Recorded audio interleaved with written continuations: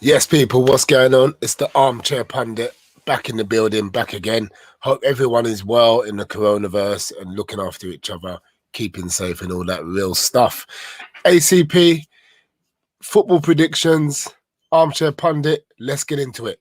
Just going to go over the recent results. I say recent results, I didn't actually give any predictions, but the Champions League and Europa League, just going to quickly go over the results there. And quarterfinal stages of the Champions League, man, it started up pretty well. And listen, Man City beat Borussia Dortmund 2-1.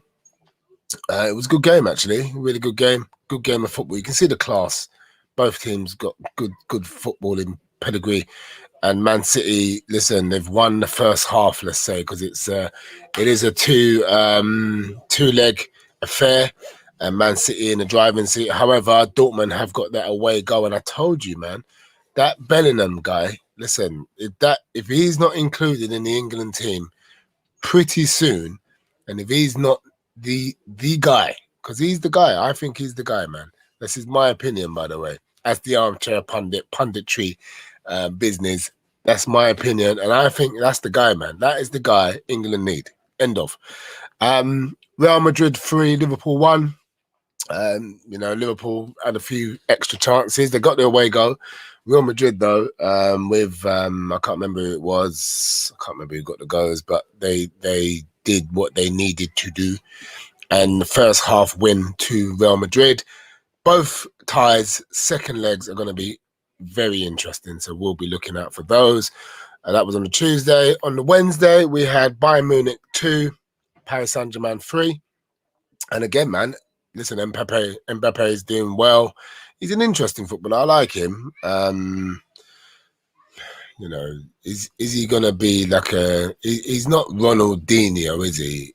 It's interesting because we'll have to see his progress. He's still young. However, I did see some comparisons with Messi and Ballon d'Ors by this age and various things. So it'll be interesting. But PSG is probably not the club where he's really gonna, set the world alight. So we'll see. But good win all the same from PSG. A very good win away from home. But we have seen them throw leads away like this before. But with Pochettino at the helm, it's going to be very interesting. Bayern Munich live to fight another day.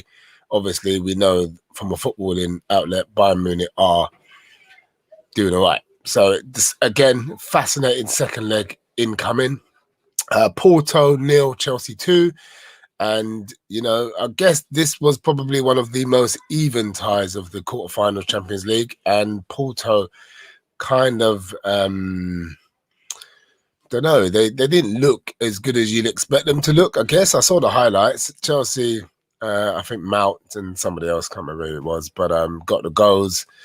And I can actually check now who got the goal, just to put it out there. Mount and Chidwell. Chidwell's goal was nice. He is a good footballer. We know he's a good footballer. Whether he can defend how he attacks on occasions remains to be seen. But he definitely can pass a player, and he's in cruise control when he's got that ball at his feet. So yeah, Chelsea run out 2-0 winners, and again 2 away goals. So we'll see how they get on. Second leg, but again, both ties, all quarterfinal ties, very fascinating. Moving on very swiftly before I do the Game Week 31 predictions. Just going to talk about yesterday's results in the quarterfinals of the Europa League. Now, interesting proceedings once again. Europa League never disappoints, I guess. A little bit more cagey than the Champions League, I would have thought. I watched a few of the highlights, specifically from my boys in the background. I will touch on them just after I do my predictions. But quite interesting. Ajax losing to Roma 2-1, and Roma getting 2 away goals. So again, you'll have to expect the second leg is going to be feisty, quite interesting. Arsenal drawing 1-1 with Slavia Prague. Again, at the end of my predictions, I'll highlight on that. But disappointing, Slavia Prague getting the away goal. Dynamo Kiev losing to Villarreal with Unai Emery. And, he is the Europa League specialist, man. That's what we believed, and that's what we knew when he was at Arsenal. And him getting 1-0 win and the away goal. and Granada 0, Manchester United 2 away goes. So, you'll have to say Man United looking like they probably will cross that hurdle without too much hiccups.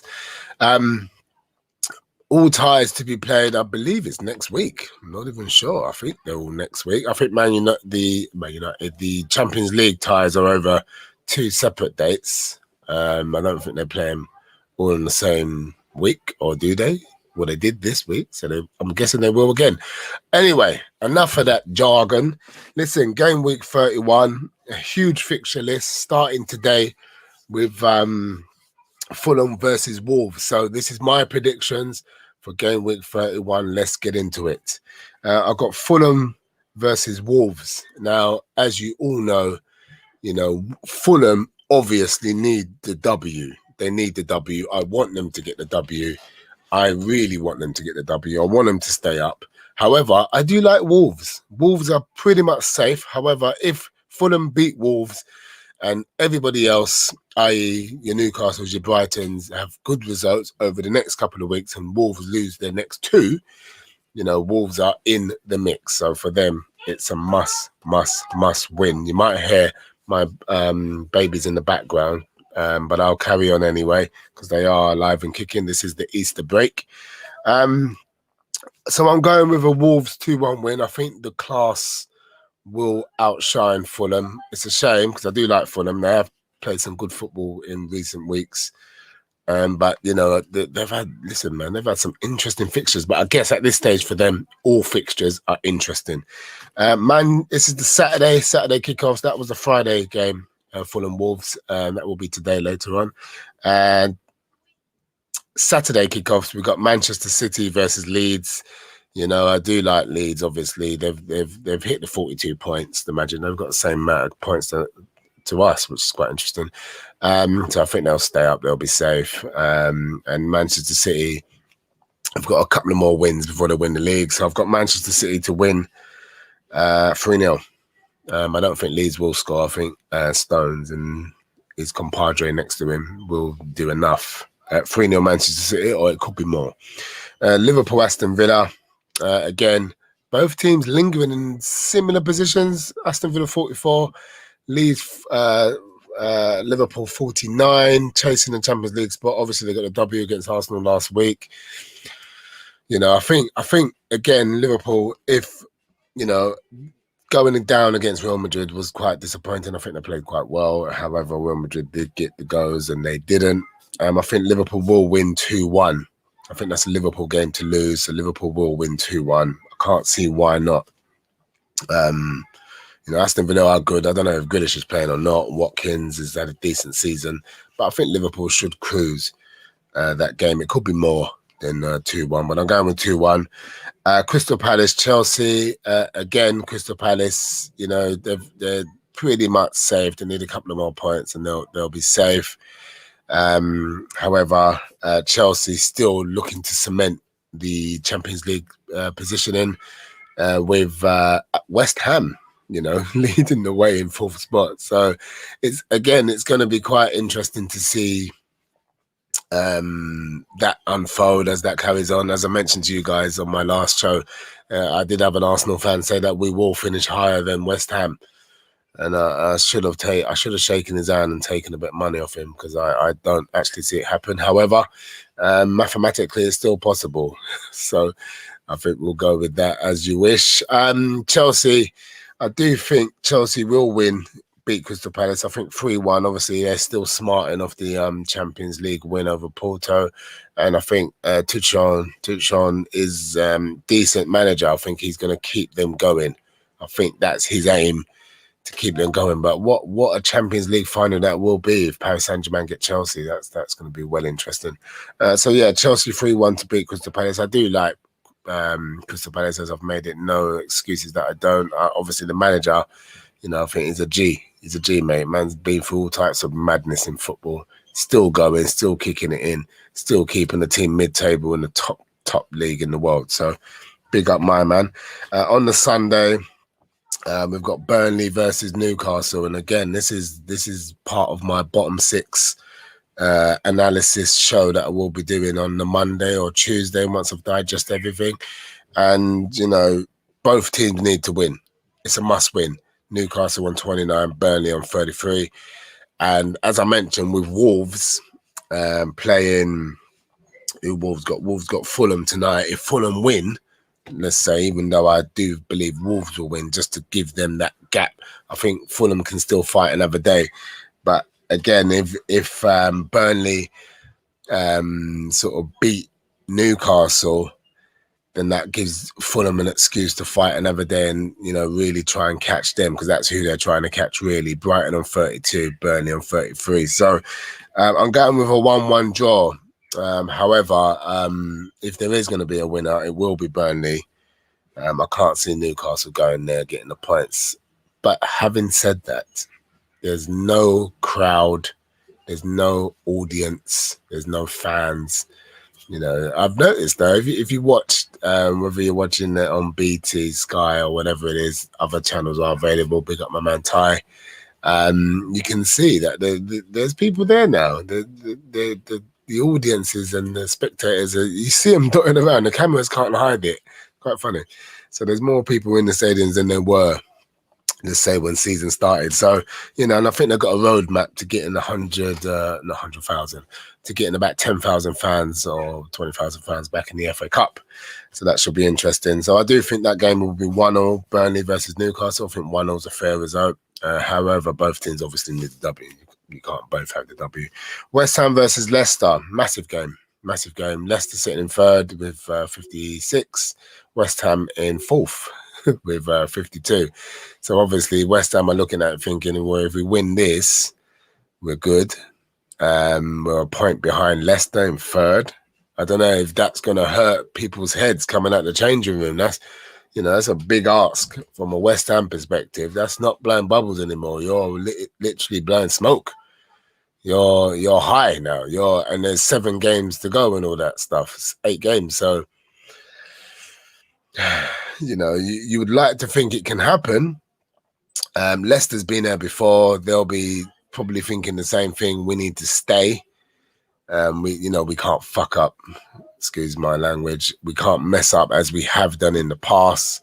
However, they have been there before. They've won the league. So they within the club's archive, they understand, or they get it, what it looks like. They'll be looking at all types of videos going back. And Brendan Rodgers is a good manager. And obviously, the West Ham guy, can't remember his name. You know the guy. I did doubt him start of season. It will be interesting when the fans go back. It will be interesting. But Leicester know how to stay there. West Ham are at dizzy heights. I don't care what anyone says. You know, really, them and Arsenal, you'd like to think, should be swapped in the nicest way possible. But no disrespect to West Ham. Well done. And if they win that game, it's massive. And again, for Leicester, if Leicester win it, they're looking at second. So it's a nice game, because if both teams, if they get the draw, it doesn't kill anyone in that respect. However, Chelsea are hot on the heels of West Ham. I've got the game at 2-2. I think it'll end 2-2. Spuds or Tottenham Hotspurs versus Manchester United. Again, Tottenham sitting there in 6th position, 49, and they kind of need to. They need to win, but I do think Man United will beat them. Man United are on 60 points in 2nd place, and I think the Mourinho effect and what he left the likes of Rashford, and I think Martial was there at the time. I think that's why they will want to beat him. So I think Man United will win that game 3-1. However, I do know there's been some interesting results over the years, but I just don't like Tottenham, to be fair. Sheffield United versus Arsenal. I think Arsenal will win 3-2. I guess with recent results, i.e. from the West Ham game, Liverpool and Slavia Prague, I'm now slowing down my tone because I've realised that could be wrong. We could be witnessing, or we could witness another shocker from Arsenal. Sheffield United obviously going down on 14 points. Arsenal on 42 points. And from a Sheffield United perspective, what a nice way to go down. Just beat Arsenal, it just looks nice for them, and it just piles on a whole host of pressure back on Arteta. But I am backing the boys again, believe it or not, and I do think we can get out of there with a 3-2 win. Bearing in mind, we've got a massive game next week against Slavia Prague. West Brom, Southampton, I think it'll be 2-2. Again, West Brom need the W. They really, really, really need the W. They are sitting on 21. They're great result last week against Chelsea. If they carry that form into Southampton, they'll beat Southampton. Again, Southampton, like Wolves, don't want to get sucked in, so they don't really need to be losing.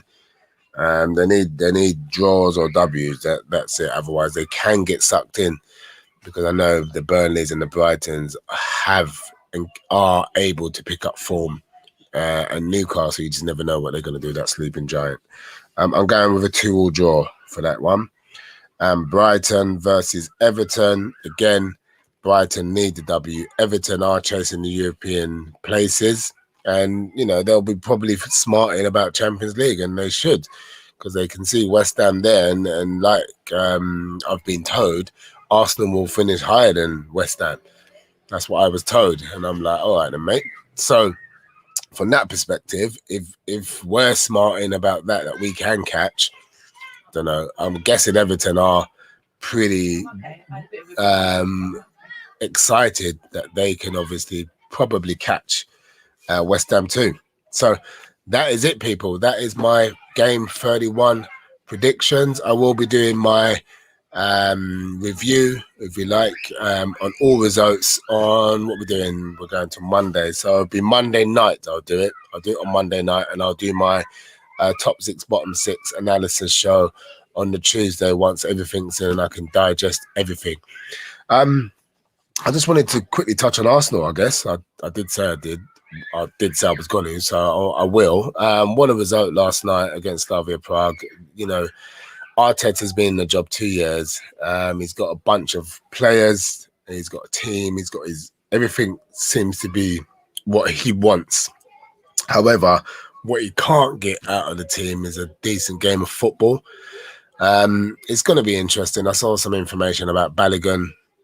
He might sign for Arsenal now. I'm not sure why he hasn't been implemented all season anyway. To get him into the team now, they're just going to try and add some pressure onto him. Arteta out, trust the process. Who knows what to believe anymore? The team, if you're going to continue to play like that, and because if we don't qualify for the Europa special, or we don't win Europa, and obviously we get knocked out. I don't say we're going to get knocked out next week, but we could get knocked out in the semis or whatever. It's next season's no European Championship, nothing. No, we just can concentrate on the league. Is that a good thing for Arteta? Because if he did do that and his first 10 games were pretty boring, or let's say similar to yesterday or Liverpool's performances, he'll have, sort of four out of, or you could say sort of 2 or 3 games out of the 8 or 7 next season. If we don't qualify for Europe and we don't win Europa this year, we're just in the league. And if that type of performance does happen over next season into games, is he gone? Or are we going to say if we get knocked out now and we're still 10th, is he gone this year? So all remains to be seen. And it's not like I feel sorry for him, because he's really come out with his chest held high and he spoke very confidently about his position at the club. And obviously we know we got the Cronkies in, and we know they're not looking to overhaul any squad at any time, which is why we still got Bellerin and Xhaka in the mix, and the kids don't know what they're doing. Obviously Smith Rowe had a bit of a quiet game last night. We're relying on Saka and Smith Rowe, and you can't rely on children. I'm not saying you can't, but unfortunately when there's just 2 of them and you're putting the whole juggernaut, you want them to really do bits for the whole of the football club, is very, very difficult. But listen, I could carry on about Arsenal all day long, so I'm going to leave it there. Again, I'll do my show on Monday night regarding all my results, and also I'll do my analysis show, top 6, bottom 6, on the Tuesday. Once again, guys, enjoy, look after yourself in the coronavirus, and I'll catch you all on the other side. Take care.